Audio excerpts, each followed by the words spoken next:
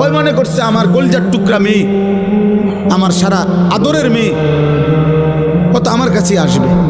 কিন্তু ঘটনা চক্রে দুর্ভাগ্য হইল, ওই ছেলেটা মেয়েটাকে যখন আইসা দরবারে ওই মিটিং মেলের জিজ্ঞাসা করছে যে তুমি এখন কার কাছে যেতে চাও, এই মেয়েটাই স্পষ্ট বলছে আমি ছেলেটার কাছে থাকতে চাই, আমি আমার বাবার কাছে যাব না।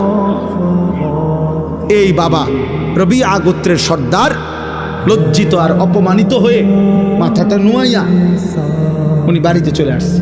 কারণ আর তো কিছু করার নাই, কারণ উনি তো মানছিল এই কথাটা, উনি তো মানছে এটা। আর মেয়েও তো পরিষ্কার মুখের সামনে বলল আমি আমার বাবার কাছে যাব না, আমি ছেলেটার কাছে থাকবো। এই তখন এই লোক, এই সর্বপ্রথম আরবে এই রবিয়া গোত্রের সর্দার ধরে ধরে বসেন